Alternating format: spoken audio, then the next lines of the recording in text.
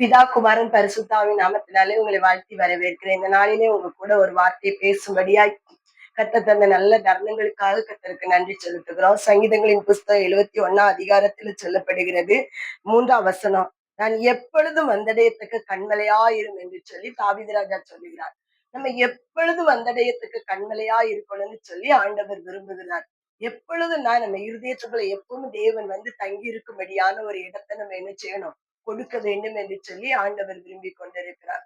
எப்பொழுதும் நான் வந்தடையத்தக்க கண்மலையா இருந்து சொல்லி தாவீது சொன்னது போல, ஆண்டவரே அதிலே காலையிலே எழும்பி ஆண்டவரே என்னோட வந்தடையத்தக்க கண்மலையாயிரு என்று சொல்லி நம்ம தேவ சமூகத்துல நம்ம ஜெபிக்கும் போது கர்த்தர் நம்மளுக்கு அப்படிப்பட்ட காரியங்களை செய்கிறார். ஏன்னு சொல்லி பாத்தீங்கன்னா 38 வருஷம் ஒரு பெதஸ்தா குளம் எப்பொழுது கலங்கும் என்று சொல்லி ஒரு வியாதிஸ்தரங்கள் படுத்து கிடந்தார்.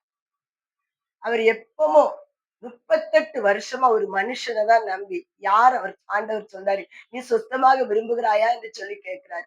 ஆமா நான் வருமுனே, நான் இறங்குமுனே எல்லாரும் இறங்கிருந்தாங்க அப்படின்னு சொல்லி என்ன செய்தாரு, சொல்லுகிற காரியத்தை நமக்கு பாக்குறோம் பாருங்க.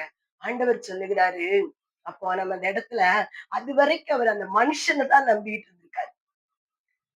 அந்த ஒரு மனுஷன் நம்மளுக்கு எத்தனை நாளைக்கு வந்து எந்த காரியத்தை செய்ய முடியும்? இந்த 38 வருஷமா ஒரு மனுஷனை தான் நம்பிக்கிட்டு இருந்திருக்காரு. ஒருவேளை நம்ம இன்றைக்கு எந்த காரியத்திலேயாவது ஒரு மனுஷி நம்ம நம்பிக்கொண்டு இருக்கிறோமா?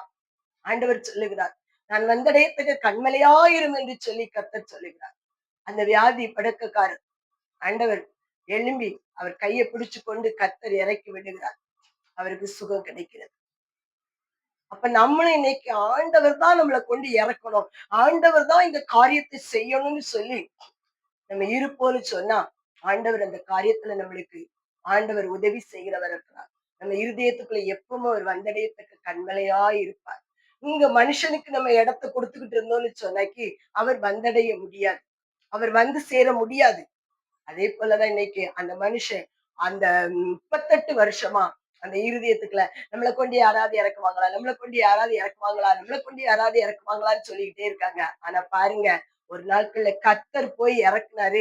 கர்த்தர் அங்க என்ன செஞ்சாரு, அவருக்கு விடுதலை கொடுத்தாரு. அதே போல இன்னைக்கு இந்த வார்த்தையை கேட்டுக்கொண்டிருக்கிற யாராவது நீங்க இருப்பீங்களன்னு சொன்னா, ஒருவேளை உங்க இருதயத்துக்குள்ள மனுஷன் தான் நம்மளை வாழ வைக்கும், இந்த மனுஷன் தான் நம்மளை காப்பாற்றுவான், இந்த மனுஷனாலதான் எல்லாம் கூடுன்னு சொல்லி நீங்க மனுஷனை நம்பிக்கொண்டே இருக்கிறீங்களா? கர்த்தர் சொல்லுகிறார், என் அருமையான தேவ பிள்ளைகளே, ஆண்டவர் இந்த நாட்களில் உங்களுக்கு சொல்லுகிறார், நான் வந்தடையத்தக்க கண்மலையா இருக்கணும்னு சொன்னா அந்த கண்மலைக்குள்ள கர்த்தரை வச்சா மட்டும்தான் அது நடக்கும். ஏன்னா அந்த 38 வருஷம் வியாதி படுக்கையில கிடந்த மனுஷன் என்னைக்கு ஆண்டவரை